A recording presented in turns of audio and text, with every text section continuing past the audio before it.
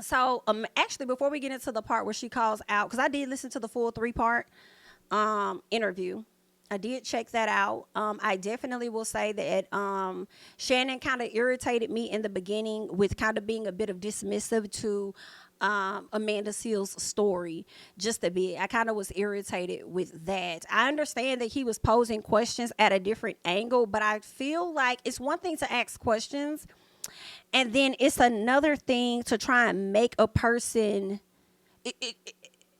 It's one thing to ask questions, and it's another thing to try to force upon a person your perspective of their experience. Does that make sense?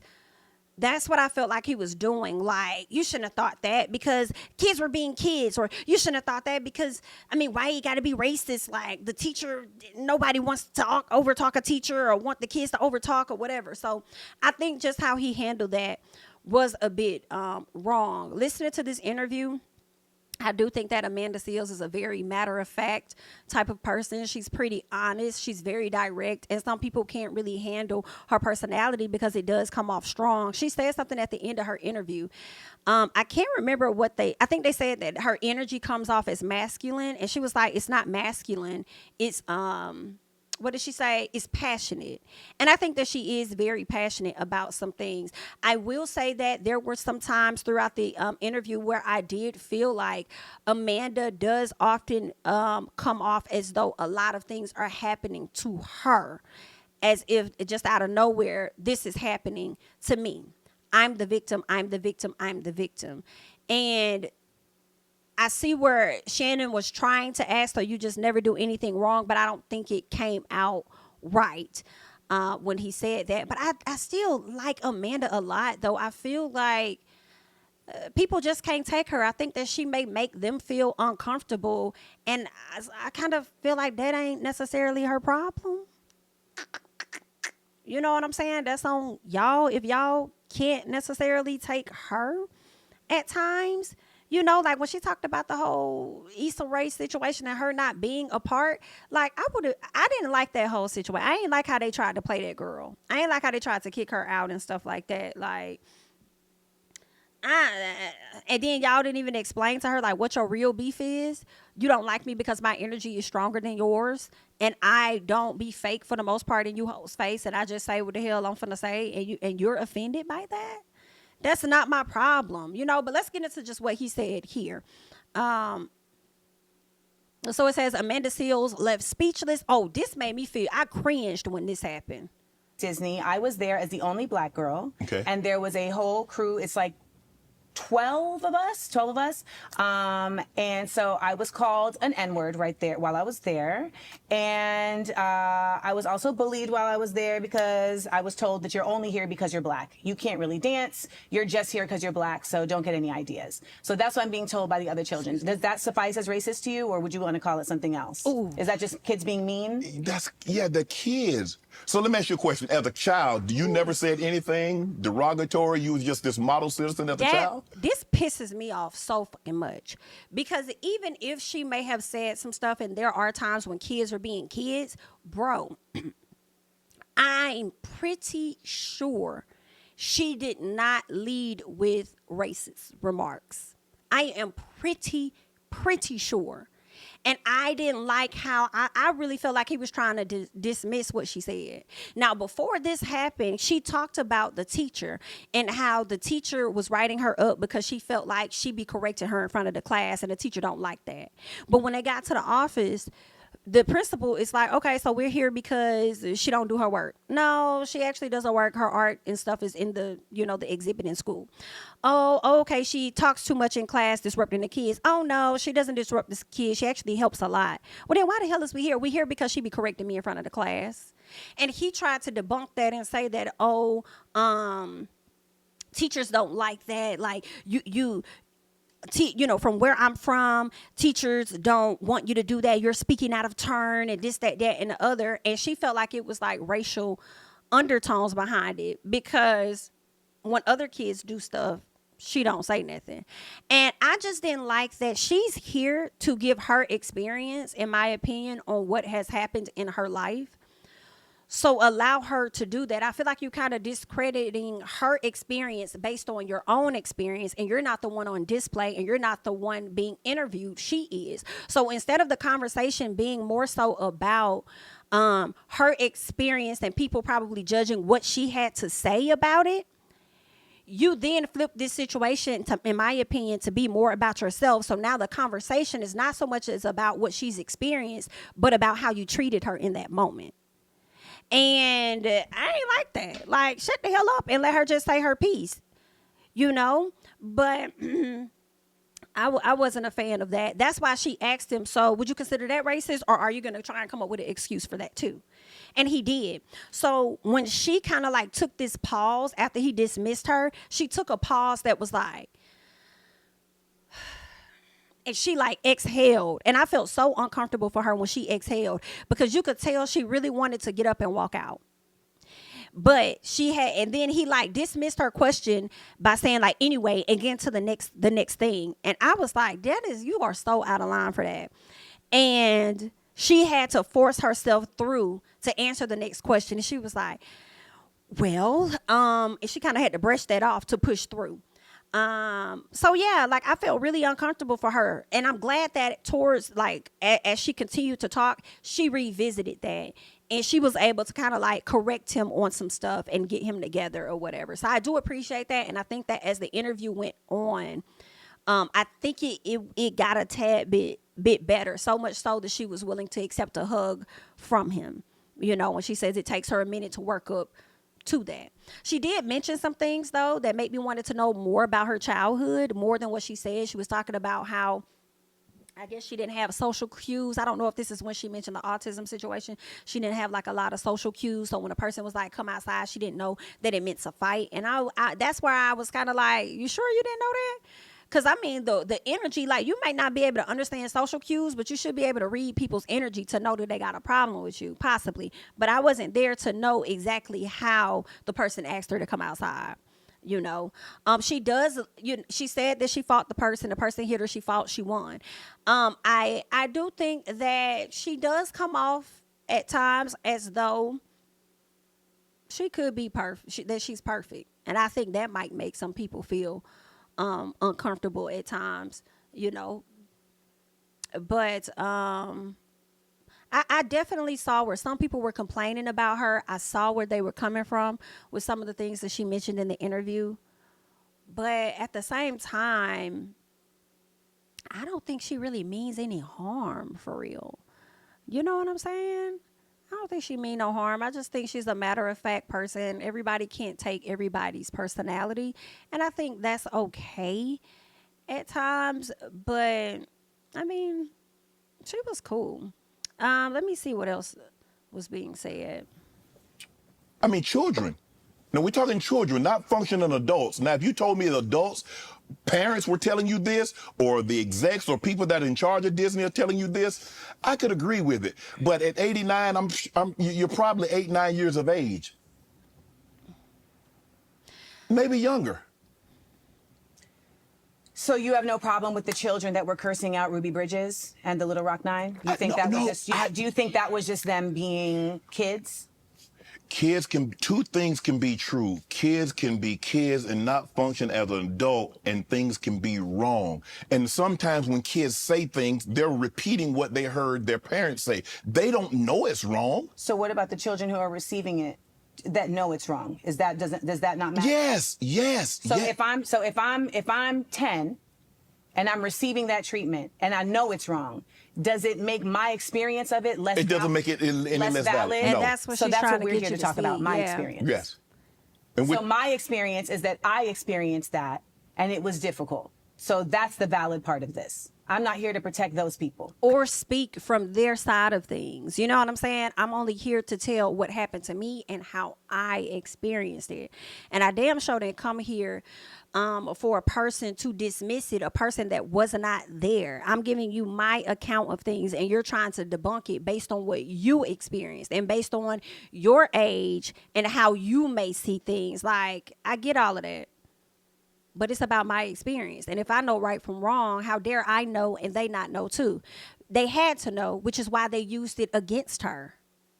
Duh, they knew exactly what they were saying when you're being negative like that. And it's not just I heard my parents say it. Even if you heard your parents say it, you know the tone in which they used it. And you know how they used it, the way in which they used it, which was used to harm another person. You see what I'm saying? So I feel like I see where he was trying to go to make excuses for kids that they just do stuff. But also it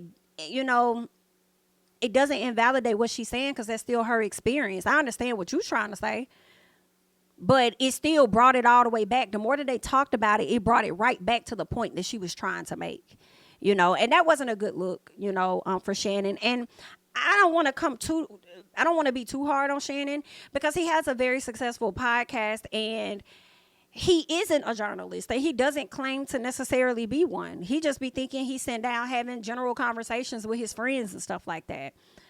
So as he's on this journey, he's going to learn a lot too. It is what it is. What else did I want to say? Somebody said Shannon lacks the intellectual prowess to have this exchange of discourse. Okay. Tammy Roman says the question was, did the actions and words used suffice as racist? N-word and you're only here because you're black absolutely fall into the racist category. Why are y'all acting like you wouldn't be offended? Exactly. Like this is just something that kids do. They know exactly what the fuck they doing by the age 9 to 10. You start teaching your kids right from wrong way younger. Like, yeah, I rock with Amanda on that. So this is where she talks about the Issa Rae situation. About this publicly, because it has always been incredibly important to me to protect Issa. Because I know that Issa is doing something within this business that so few people get to do. And it's not something I desire to do. Like, I'm not interested in getting a $100 million production deal. Like, that's not a life that I want for myself. But I know that her role is very important. And so I've always protected Issa. However, there's just been enough instances at this point where I should have been protected by Issa and I wasn't. And one of my biggest problems that we have discussed several times in this interview is that I think people are going to show up for me the way I show up for them. And now it's at a point where my protecting of Issa has become turned on to me and something that people are using against me. There's a whole narrative that is completely false that people keep spinning. They keep saying, that I'm this mean girl on this set, that I harmed these people on this set. I just want to point out something very basic. How can I be a mean girl on a set that ain't my set? That I could say a lot of people can be mean people on set, whether it's your set or not. Sometimes it's not even a person's set, but based on where they fall on the call sheet, they feel like they might be more higher than some of their castmates. So they can be a bit bougie or attitudey or whatever the case is. They can come off with like mean girl demeanor. So I think that with that comment, it's very possible for one to be a mean girl on a set that's technically not theirs, in my opinion. How?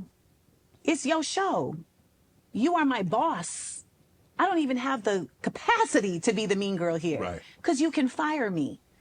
So there's no way for me to be a mean girl in this situation. And I know some people that may buck up against like the confirmation bias that they've created, but it simply is the truth. At the end of season 1, I pulled Issa aside after this. I said, can we go to dinner? I want to take you to dinner. I took her to dinner. I said, I feel like you think I have something against you. And I don't know why you feel that way. Because we had been cool from even before this. Right. No. So she's speaking on a situation after she ended up being pulled kicked out of the Emmys, the Black Emmys party. So she was getting ready to go in with some friends. Somebody stopped her at the door, told her these 2 people can go in, but you can't. So one of the people was like, oh, let me go inside and find out what's going on. Now, she was welcomed, I believe, to the Emmys Black party by Jesse Williams or something like that. So she was leaving, and I believe she texted Jesse and said, they're not going to let me in. I don't think she called him, but she turned around and left. While other people are trying to figure it out, she's like, I'm not going to wait around. So when she was trying to leave, 2 different times, somebody stopped her, and they went inside to figure out what was going on. Now, one of the guys, I cannot think of his name right out the gate, but he played on New Edition, and I can't remember whose role he played. I forgot his name. But anywho, he was one of the organizers of the event, so he brought her in to the event with him. He's like, if I bring you in, they can't say you can't come. So the person at the door went as far as to grab Amanda, and Amanda snatched from her. First of all, this be my issue when y'all be taking y'all jobs a little too far. Whether you getting paid, are you getting paid enough to put your hands on somebody and receive what it is they're willing to give back to you? I don't think that was cool. But she went into the party. She's enjoying herself for a very short period of time before some security people came over, told her she needed to leave. She says, who's asking me to leave? And they said they don't know. They'll go find out. When they came back, Elijah Kelly, thank you. That's who it was that invited her to come back in. When they came back with like 2 or 3 other security guards. And I think one of them started to get loud and aggressive with her, trying to get her out of the building or whatever. So she was really embarrassed. I think she even cried about it. Come to find out, the person that was having her leave was Issa Rae's publicist. Amanda went to Issa Rae and was like, yo, you need to talk to your homegirl. And I feel like she may have went to her before, because there was another Emmys party that I think that when she was there, Issa Rae's publicist made some type of comment like, oh God, Amanda, or whatever. So Issa Rae approached Issa and was like, Amanda approached Issa and was like, yo, you need to check in with your publicist because I think she got an issue with me. Issa Rae said, they ain't got nothing to do with me. That's between y'all. Okay? I don't think that was a bad stance to take, considering the fact that I ain't got no issue with you. I really don't want to be caught up in nothing y'all got going on. And I say that with my own friends, like, don't put me in the middle of it. Because then next thing you know, y'all going to be trying to make it be, I'm going to be the problem. And I'm not the problem because I ain't doing that. Like, y'all handle that on your own. I really don't want to be in the middle of what y'all got going on. Right? But I do understand Amanda approaching Issa because technically you are her boss. And she's trying to smooth things over. Should there be anything that she may have done wrong to this person, I think at the time she wanted to like sort that out and get that clarity and clear that up. Right? So then later on, fast forward, Black Emmys party, she got snatched out of the party. And I think this is where she may be talking about pulling Issa to the side to have a conversation with Issa. Now, before that, I think that it took Issa 2 or 3 days to get back to her and say, hey, I heard about what happened to you at the party. I'm sorry that happened to you or something. I think it took her like a few days. And Amanda felt offended that it took her a few days to get back to her. I do question why it took Issa so long. And could it be that she waited for it to die down just a little bit before she reached out to Amanda? But then I think that Amanda said that, I could be getting the time frame confusing, that Issa asked her, is this going to be a problem on set? Is this going to be a problem on set? Like, what's the issue? So yeah, we might find out more as we're watching this clip. I could have the order of events a bit out of order, but yeah. Well, I said, I feel like you have something against me. And she said, well, I feel like you have something against me. And I was like, based on what? She said, well, I guess I was looking at you like your character. I don't even remember her character, to be honest, y'all. I don't remember. Am I that good of an actress? What her character was. She wrote the character, bro. What? And so I said, you know what? So let's clean the slate. And why would you look at a person like their character? What the hell they got to do with real time, in a sense? Like, I was looking at you like her character. That kind of also lets me know that Issa Rae only saw you as a co-worker or an employee and not so much as developed a actual relationship with you to really know you as a person, is what I'm questioning. That's not... I have nothing against you. I really don't. And if that came off, that was not my intention. Mm-hmm. But by the end of the show... there were just certain scenarios where I had to really always be the bigger person and be the balm to the situation. And then in season 5, she just came out of her face at me one time too many. And I just chose to stop being the balm because the show was wrapping. It was the end of the season. It was the end of the series. And I'm just not going to keep doing this. So what did you do? Nothing. I just stopped communicating. Oh. I mean, I had a little rail, and he says that Issa is like most of her set is with women, camera people, et cetera, and that she's very empowering to women. Oh, I disagree. She wasn't empowering to me. She didn't feel like she didn't feel like I deserved to be protected. I'm only giving I'm only giving a portion of the Your point of view, situations. yeah. So, but that was my experience. Okay. And nonetheless, I have still always protected her because I felt like it was my responsibility to do so, but it is not. I've never talked about this publicly. And I guess she means protect her by not speaking publicly on her not showing support to her during that time, during what she needed. Somebody says she hasn't said one single positive about anything. Her perspective of reality is totally skewed. If she has something to say about every single job site and career opportunity she's been given, then she's the only common denominator is her. I do think that it would not have been bad for her to speak more on good things that has happened in her life. Versus speaking on the variety of jobs and things that, failed, especially in a 3-hour interview, because people was going to go and take that angle right there where they felt like she ain't saying nothing positive at all, But I don't know. I don't know why, but I just feel like it's more to Amanda than that. Like, I think she's still she might really be like a sweet, nice, intelligent person. Often she could probably be misunderstood based on how she might present some things at times. You know what I'm saying? She just probably got like a strong personality, and everybody can't take that, so I understand that. Somebody says Amanda is highly intelligent, assertive, and confident. That rubs people the wrong way, especially when it comes from a black woman. Look at these comments. Y'all praise Cat Williams for the same things y'all are trashing Amanda for. Damn. I don't know. Maybe because he said it would have been a comedy and the people felt like he was more favorable. I'm not sure. Damn. See, this is the conflict here. Somebody says if you're portraying yourself as loud, strong, and an independent woman who's tough, why are you asking a woman to protect you? Fight your own battles. I think that's why she portrays to be loud, strong, and independent, because a lot of people don't show up and support her. So she has to lead with, I'm going to always have my back because I don't trust for other people to do so, which also makes me go back to what happened in your childhood, because there was a time where she mentioned, and I said this earlier, got away from it. During her interview, she mentioned that when it came down to the fight, when the girl told her to come outside and fight and she beat her up, Shannon Sharp asked her something like, oh, you got them hands, or oh, you something. And she was like, no, I had rage. And I was like, rage from what? Was it like your dad? Because I think she said her dad was in prison. So, like, was it your dad not being there? Could it have been something your mom did? Like, what was going on with you internally that you had to have this rage? So it makes me feel like somebody wasn't showing up for her when she was younger, and she had to learn at an early age to show up for herself. Or it could have been, maybe that's how she was raised because her daddy was in prison.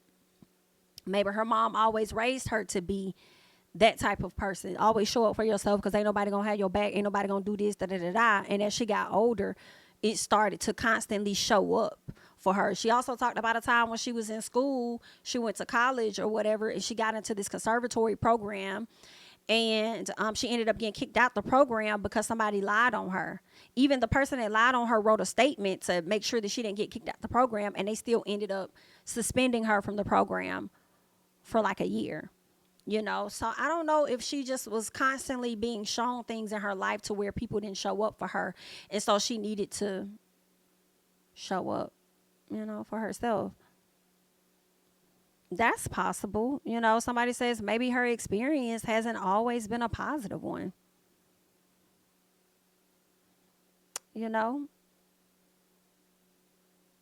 I can understand this. If she needs to be more like Usher. If you're gonna tell it, then you got to tell it all. I can see where some things may seem to be left out. Now one of the stories I was kind of confused on, and I didn't quite understand how it was fully her fault, was the Jay-Z interview when she worked at Sirius, and how she ended up interviewing Jay-Z, and the people got mad at her for interviewing Jay-Z. I'm like, that's the only reason why I would think Jay-Z is at y'all damn radio station is for an interview. Why is it an issue that she interviewed the man and they was like she didn't get the necessary clearance and all of this stuff to interview, you're out of line and all that stuff. And then when she went to the MTV Awards or VMAs or wherever she went, she was willing to like be on the red carpet and host, but I guess they didn't give her clearance for that, not sure. And by the time she got back, no, I think they did give her clearance for that, because she ended up getting an email, or by the time she got back, she ended up getting fired. And she's like, "Wow, I followed the necessary protocols." And he was like, "Yeah, but you didn't ask me," because she had already went to HR on her manager, and they told her not to consult with her manager, to consult with the liaison. And she consulted with the liaison. They got permission from the manager, and then the manager turned around and firing her for whatever reason.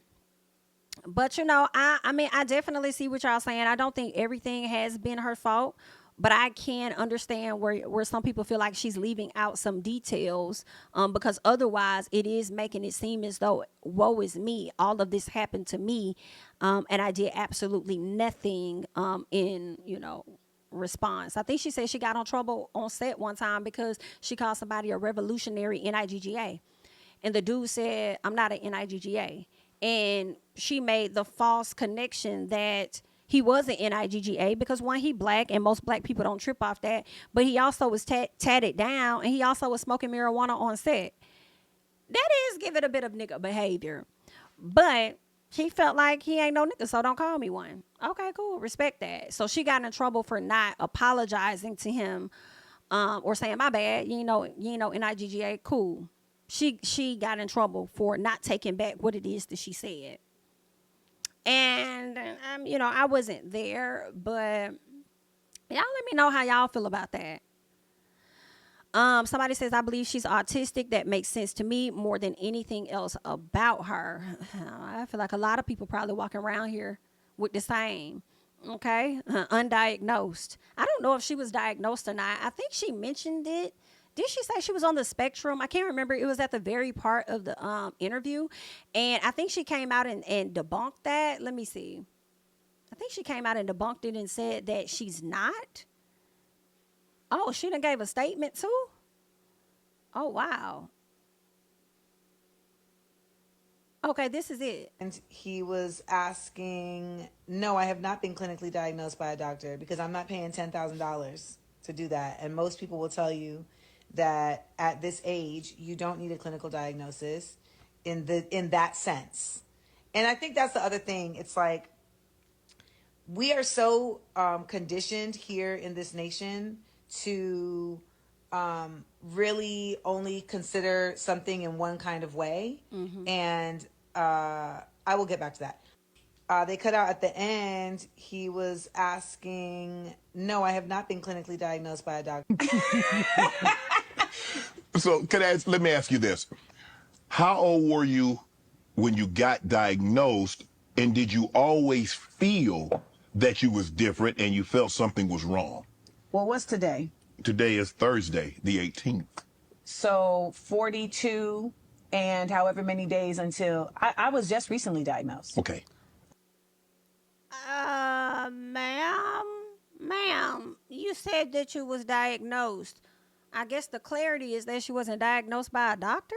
And this came out of this situation because so many black women who are autistic said to me, "I see you. You need to," and I've always thought, you can look at other interviews. I have mentioned before, like, I think I'm on the spectrum because I'm an 80s baby. This was not really a part of the narrative. Right. And as we started seeing more about autism and you start seeing shows about different characters, and I start learning more, like, from people like Holly Robinson Pete, I'm like, this feels really like me. So Because I'm not paying $10,000 to do that. And most people will tell you that at this age, you don't need a clinical diagnosis in that sense. And I think that's the other thing. It's like, we are so conditioned here in this nation to really only consider something in one kind of way. And I will get back to that.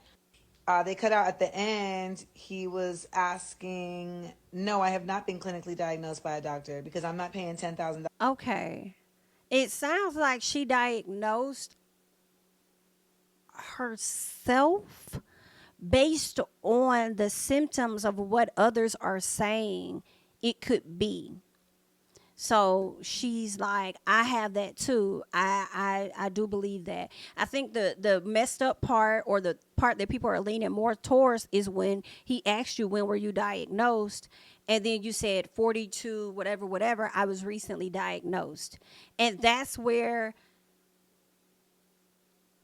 the messed up happened. Because when people hear diagnosis, they automatically assume and believe that it came from a doctor.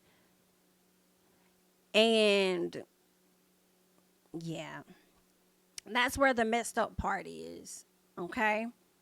Somebody says, let's be clear. How many of you suffer from depression and anxiety? How many of you were clinically diagnosed? A lot of us suffer from things that we are not diagnosed with, but the signs are there. We just never get help. Or like she said, it's expensive to go to the doctor to get the help. Not defending her, but a lot of us are walking around here with mental illnesses, but because of how we were raised, we don't get the help or the diagnosis. Okay. So this is what she's saying. I believe somebody said she did say she wasn't diagnosed by a doctor. Okay. But let's get into what she mentioned. Okay. She says, Shannon asked, but have you been clinically diagnosed? She says, me, yes, there is a clinical diagnosis for autism. He then hung his head and exhaled in frustration because I did not answer his question. She says, that is called deflection. Why? Because I was not going to be pressured by this man who was who was interrogating me with absolutely zero love for me into proving something to him that ailed. By his line of questioning, he had already committed to undermining. That is called deflection. Why? Because I was not going to be pressured by this man who was interrogating me with absolutely zero love for me into proving something to him. By his line of questioning, he had already committed to undermining.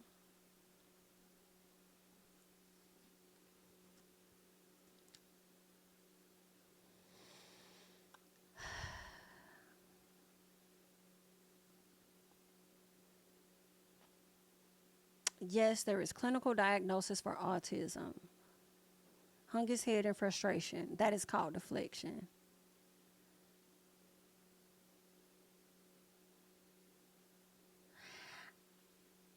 I'm not seeing the correlation as to why that makes sense. I think this is a great after review response. I don't think that this, in my opinion, was a response in the moment. I think you said exactly what you meant, which was, yes, there is a clinical diagnosis for autism because you were not clinically diagnosed. I don't think that it had anything to do with him pressuring you into confirming that you are. Because I was not going to be pressured by this man who was interrogating me with absolute zero. I do understand that part. I do feel like he was asking you questions that did not make you feel comfortable in the moment, but over time, you felt so comfortable that you did ask him for a hug. So I don't see how the two connect. Hopefully somebody can connect it for me. But that's not, I don't think your response, yes, there is a clinical diagnosis for autism. I think earlier on with his line of questioning in my personal, you knew that he already didn't have the range. So for him to even try to dispute any autism or anything onto you, to say that you weren't clinically diagnosed or whatever, I think you're very well spoken and you would have been able to check him on that. So I'm not really understanding the statement here. I'll be very honest. She says, I understand my response may be confusing to some, but I am clarifying it as I did in my live, and that is enough. Okay, so I'll have to check out her live. I won't do it right now, but I'll check it out later in hopes that it does give some clarity a little bit. But I think that's where people might be, yeah, they might be tied the hell up, on that part. Somebody says y'all don't protect black women. The black community find a joke in everything, even when it's not funny. If black men don't protect us and champion for us, who will? When the black man is in trouble or distressed, the black woman is the first to show up and give support. We just want the same in return. Okay? Somebody says, I really want her to win, but she clearly just gets in her own way. Amanda is highly intelligent, but socially inept. Ironically, that can be one of the characteristics of autism. It is ethically and morally irresponsible to label yourself with a diagnosis that was not thoroughly vetted by a specialist. You shouldn't have brought it up if you didn't want to be questioned about it. I think that's a very intelligent response, but at the same time, I feel like we be labeling ourselves all the time. You know what I'm saying? I don't think that she expected that part of her interview to be micromanaged.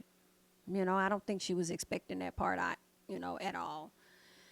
But I think it's okay to feel like you have autism or think that you're on the spectrum if you feel like what's going on with you aligns with those symptoms. I do think that the diagnosis portion is what messed her up, because it does seem like she kind of self-diagnosed herself based on those details. So yeah, somebody said interrogating you is crazy. He was recently interviewing you on his show that you agreed to be on. He asked you questions in the same tone and personality he does with everyone else. If you didn't like the way he interviews people, why go on the show? Yikes. I mean, I do think heavy. I think the interrogating is a bit heavy. There was a time, okay, I'll say the interrogating may be a bit heavy for sure. Just because of the way, I don't think Shannon has a way that he interviews people. I mean, hell, 1 minute y'all complaining, 1 minute y'all not complaining about how he does stuff. But I don't think he has a particular way. I think he's still finding his way of his interviewing style. Ultimately, I think if there is a way, it would be him just having conversations, asking questions with, his friends or whatever. Thank you for the super chat, King Jones. Amanda is extremely intelligent, but she's super opinionated and pessimistic, and it rubs people the wrong way. Want to like her, but she does make it hard. Thank you so much for the super chat. I appreciate it. There was a time where she said in the interview that she felt like Shannon was being combative with her because he did not see, her, or he was giving her an alternative way of thinking about the racism that she experienced. And I was like, I don't know if being combative is the best word. You know what I'm saying? Because he's presenting you an alternative thought. It's not like he's accusing you of something in a sense. You know what I'm saying? And maybe I have it wrong. But when I hear combativeness, I think of how it often, they make black women seem combative when you come to work or you're telling them, oh, well, you did this. And you're like, no, I didn't. I actually da-da-da-da-da. So when you give them pushback in a sense from being accused of something, I kind of feel like, is that actually combativeness? I didn't think so. Y'all let me know what y'all think. I do feel like he did lead with misunderstanding and intentional misunderstanding in a sense, that's what I think, but I don't think it was more so combative, but it was giving heavy on a pushback though. But anywho, girl, that is all that I got. I ran my mouth a bit too long over here on this live. I've been up all day. Okay. But yeah. All right. I want you guys to continue the conversation down below. Let me know your thoughts and how you're feeling about the overall Amanda Seales situation and just everything. I mean, especially her statement. Let me know if you agree with this statement. If you think that she lying, she capping, she wrong, you ain't like the interview, you love the interview, or whatever the case is. Let me know your thoughts and comments down below. All right. I am Jami, that's me. So don't forget to like, comment, subscribe, share my videos. Follow me on Instagram and on Twitter at Jami, that's me. And I will catch you guys in the next one. Bye-bye. On my city and cul-de-sac, coming out swinging like Soldier Ray, leading my people like quarterback. Boy, I study this shit, I'm an almanac. Had to get up and grind. Knowledge is booming, I'm here to apply. Came with the chip and the dip, it just single the mind. We finna do more than survive. I need my check. Spinning the block for the Gouda, we hitting the jeweler to flood out the net. We don't do beef on computers, I'm straight out the sewer. We come when you rest.